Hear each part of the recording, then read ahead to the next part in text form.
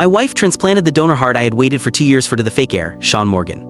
The doctor said I only had 1 week left to live, so I decided to freeze my body. I donated my body to Sean's lab. On the day I signed the donation letter, my daughter threw herself into my arms and said I had finally made up with her uncle. My parents praised me for finally understanding the deep bond and mutual support between brothers.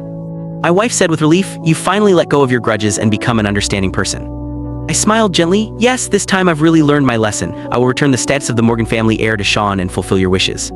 After 1, "You don't have much time left, so bid goodbye to your family." The attending doctor's tone was gentle and filled with concern, but the words hit my heart like a huge rock. Even though I had long guessed the outcome, the rims of my eyes still reddened when I received this death sentence. I was only 28. I had worked very hard to survive. However, unexpectedly, the donor heart I had been waiting for was snatched by my wife, who had it transplanted into Sean Morgan, a fake heir who was only suffering from a minor heart disease.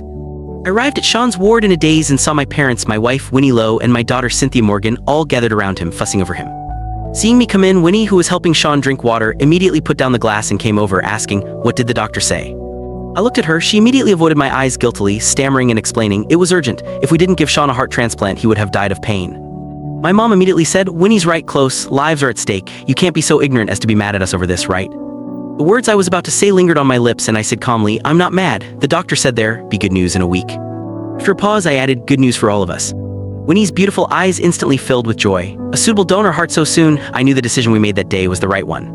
My dad also breathed a sigh of relief and said with a smile, "Sean is so lucky. If you hadn't given him the heart, he wouldn't have been able to survive a week."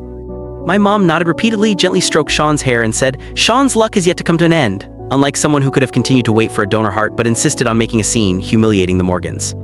Even though I was already disappointed in them, my heart still ached. I clenched my fists, nearly gnashing my teeth to the point of shattering them. Only then could I calm the tears threatening to burst out of my eyes. Winnie looked at me tenderly, but her words were icy. "You were indeed too impulsive that day. I think you should apologize to Sean." I stared at her in disbelief, thinking, "Sean stole my heart, yet you want me to apologize to him." My mom chimed in, "Yeah, he wouldn't have had a heart attack if it weren't for you bullying him that day. You should be thankful he's lying here safely now, or I would never acknowledge you as my son." I recalled Sean standing in front of me that day, proudly showing off the marks on his neck, bragging about how passionately Winnie and he did it. I could not stop myself from punching him, yet they caught us. Winnie angrily rushed forward and pushed me away. I was thrown to the ground and my head was spinning as my mom rushed over to beat me. My dad just stood there indifferently, as if he also thought I deserved a lesson. Then had a heart attack and I could barely breathe. My mom nervously asked what was wrong, but Sean suddenly clutched his heart and said it hurt. She immediately threw me aside and ran over to him. Everyone thought I was faking it and that his was the real deal. With this in mind, I smiled bitterly and said flatly, "I'm sorry, it's my fault."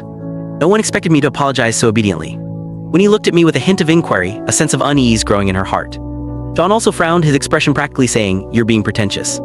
My parents Click the link on the homepage to watch the full follow-up for free.